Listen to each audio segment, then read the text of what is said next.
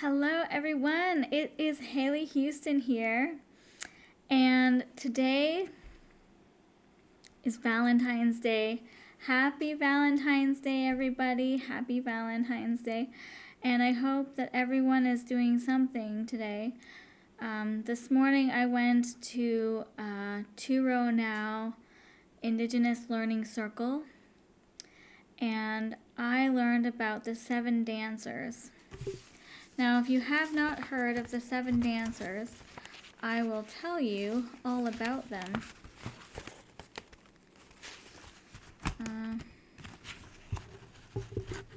Let's see here.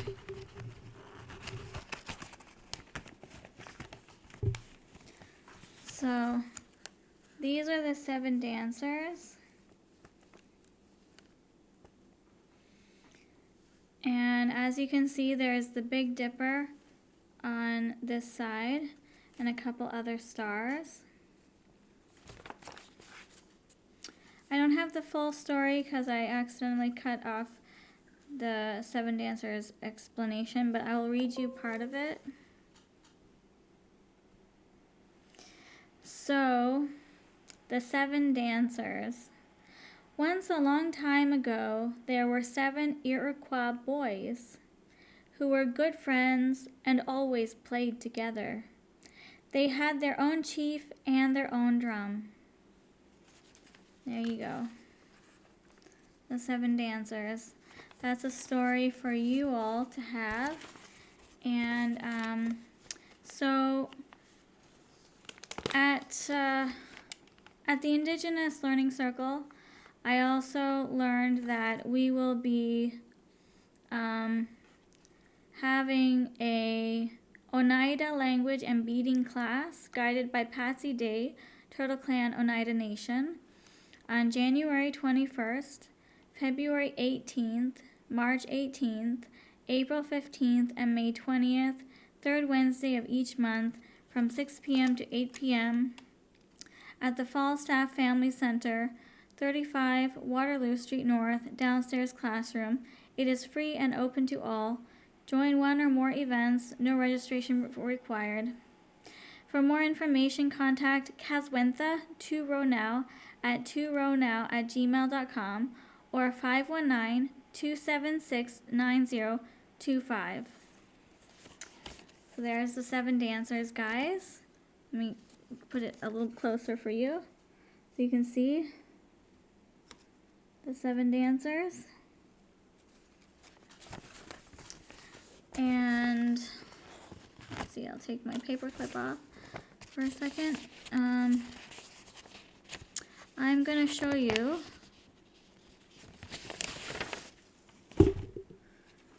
this is the Big Dipper. These are the stars on the Big Dipper, and I will read them to you. The Big Dipper. Al-Qaid, 1.9, 101 light years. Mizar, 2.1, 78 light years. Al-Luwath, 1.8, 81 light years.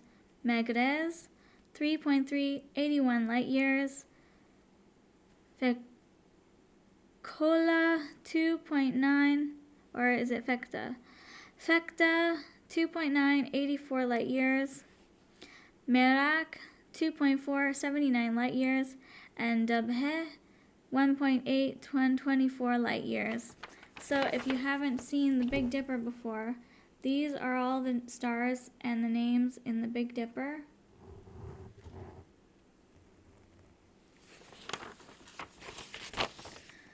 So, yeah, if this information is new for you, congratulations, you're learning about American Indigenous or Canadian Indigenous, heritage. For me, I am not Canadian Indigenous. I am American Indigenous. However, I was raised in a white single woman household that was colonial. My colonial name is Amber. And I was raised as a Métis, however, because I'm in Canada, but I'm not Métis. I am American Indigenous, and I come from a long ancestral line of mixed heritage and ethnicities from America and from Europe and also from Britain. My family migrated to Canada at one point. There are a few stories leading from migration to Canada, but originally my family comes from the American Indigenous culture. And so on Valentine's Day today, I am celebrating. Let me see if I can move my face. Here, this is Chanel. That's Amira. That's Lulu. And that's me. So those are my kids. Those are my daughters and myself. I'm celebrating my daughters today, and I'm celebrating our ethnical heritage. So me, myself, and my youngest daughter, Lulu, where is she? Lulu, right there with the sasa. We are American Indigenous, Mestizo, Melangen. And my other two daughters, up here and here, they are American Indigenous, Mulatto, Melangen. They are mixed. And they share the same father, the two at the top. They share the same dad.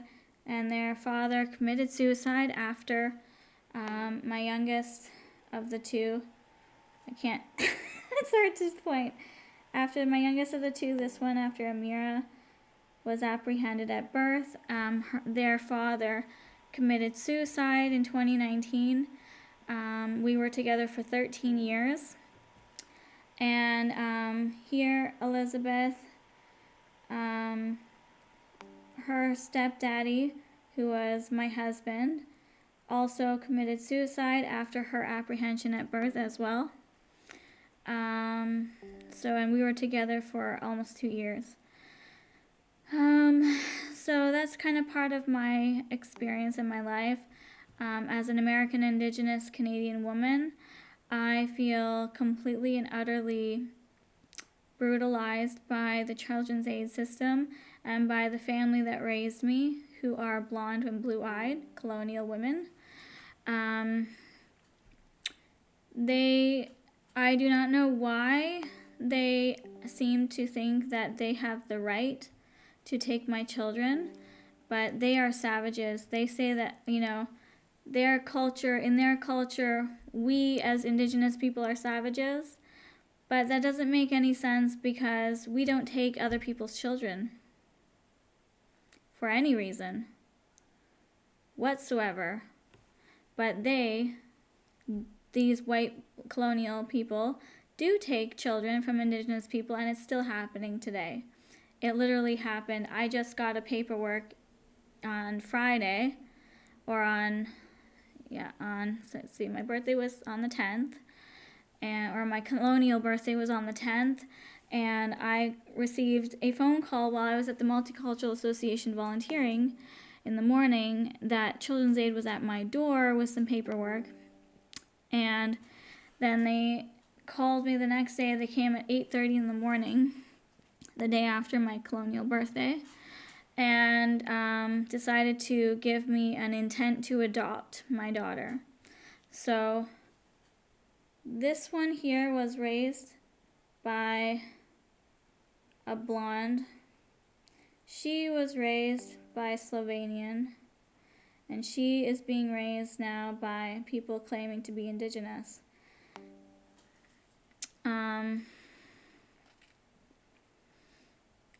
However, I don't know.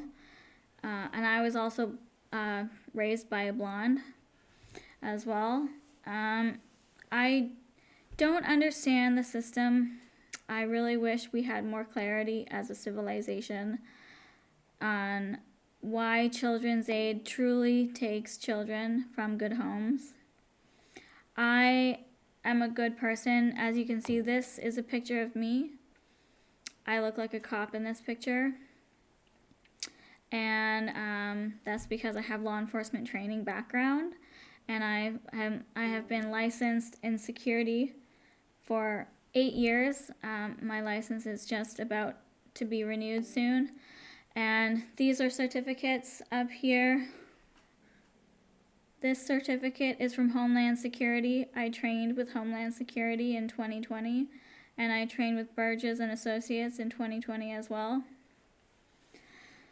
And I did a lot of training in law enforcement. This one for Homeland Security is Active Shooter What to Do Self-Awareness course on how to respond to an active shooter situation. And this Burgess and Associates certificate is for training in use of force tactics, baton and handcuffing.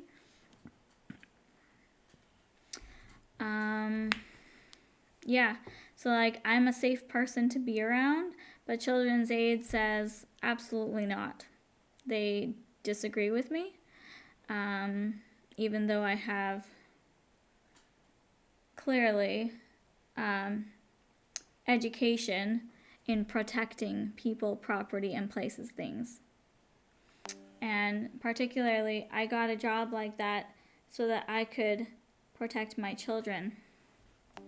So not just for, it's not a child, like these certificates are not parenting courses, and I am really like upset and actually very offended that Children's Aid referred to my certificates as parenting courses that were not requested or required by Children's Aid to have. I just like to point out they are not parenting courses. They are law enforcement and security training courses. I worked in a paramilitary position for 8 years. I have a security guard number 111-92462. I have it memorized. I've been memorizing it for 8 years. It's currently active and it's expiring this February, so I have to actually get it renewed. But yeah. And yeah, so anyways, it's Valentine's Day, everybody. That's the point of this video. And I just wanted to point out that Valentine's Day is red day, you know, red, it's red day. So I'm wearing a red faux fur jacket. And for all you naysayers that say that I'm not Haley Houston, that I am not a singer, that I am not a professional musician, let me just give you a heads up. This jacket, I'm going to wear it at the Junos this year. And you're going to see me on the red carpet at the Junos. And I'm going to get a shout out to my kids here and no one else. I'm an international musician. I am global. My music is distributed to over 200 DSPs worldwide. I am famous in places like Germany, like the Ukraine. I am famous in Canada and lots of other countries internationally. I am known. People know me when they see me. They say, I know her. Even if they don't know where from, they say, I know who that is. Well, it's because I'm an international super pop star. And I'm saying that because Children's Aid made a claim that I told them I was a pop star. And I never said the words pop star. But you know what? I should claim that because I am. I am a pop star, and you're not. Okay, so happy Valentine's Day to me. Happy Valentine's Day to all my fans. Happy Valentine's Day to my daughters. And also, these are not my only daughters. I also have a sponsorship daughter. Shout out to Marian Bira in Kasese, Uganda. And shout out to all her friends. And shout out to her teachers. And shout out to my partner, my co-founder of Rural Women Orphans Empowerment Initiative in Kasese, Uganda, Richard Masarika Todori. I love you guys. I love my girls over here. I love you, and I think of you. And just remember, if you're watching this video and you are one of my daughters, just know that I'm never far away. I'm on the screen. You can talk to me anytime you want when you're praying, when you're saying your prayers at night before bed. And don't forget to say your prayers before bed, because the Creator, our God, that created the earth and the heavens and our bodies and our minds and our hearts, knows everything. And the Creator knows, you know, like the stars. The Creator knows the stars. The Creator sees us when we dance. Whether we're a boy or a girl, the Creator sees us when we dance and when we are having a good time, when we're sad. In all times of our life, the Creator sees us.